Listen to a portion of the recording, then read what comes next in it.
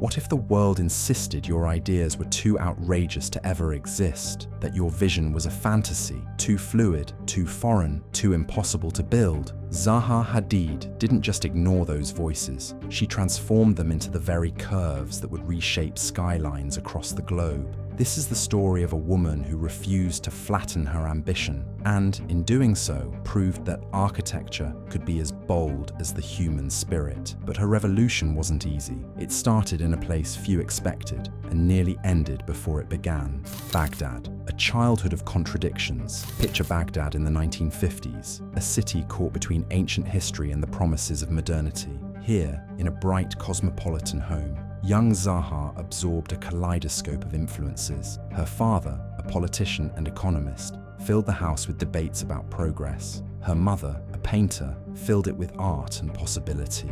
But even in this environment of curiosity, there were limits. Iraq was still a place where tradition defined expectations, especially for women. Yet Zaha was never content to color inside the lines. She once confessed that she fell in love with the geometry of Islamic mosaics, how a single pattern could spiral outward into infinity. This fascination would become her lifelong obsession, to dissolve the straight lines of architecture into something fluid, almost alive. London calling, escape into possibility. At 22, Zaha left Baghdad for Beirut, earning a mathematics degree, but formulas alone couldn't contain her imagination.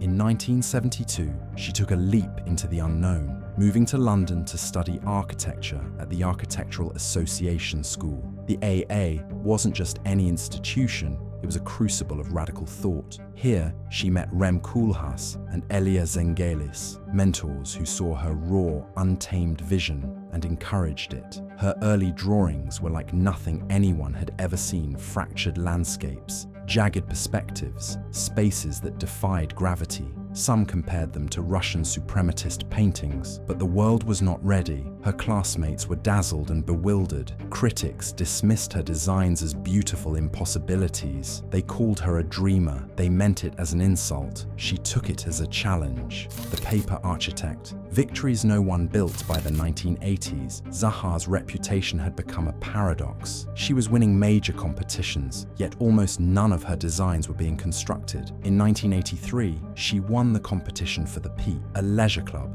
carved into the mountains above Hong Kong. It was a revelation of architecture as landscape, folding into itself. And then nothing. Developers called her plans too radical.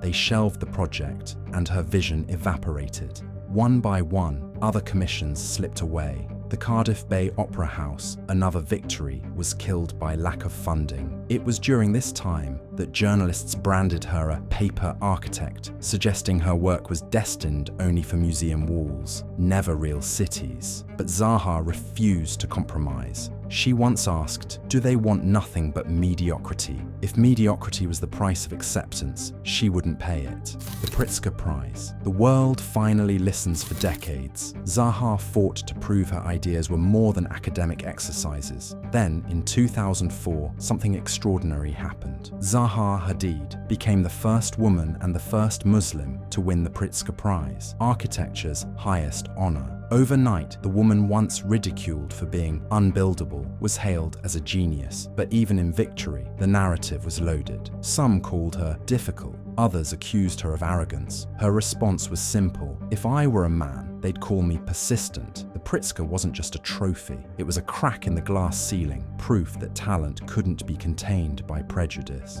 Heydar Aliyev Center, a building that flows. If any project announced Zaha's arrival as a force that could not be denied, it was the Heydar Aliyev Center in Baku, Azerbaijan, a structure of impossible grace. It seems to ripple like a liquid frozen in time. The building blurs the line between ground and sky, exterior and interior, an embodiment of her belief that architecture should feel alive. Some called it the most beautiful building of the 21st century. Others criticized its cost and extravagance, but no one could look away.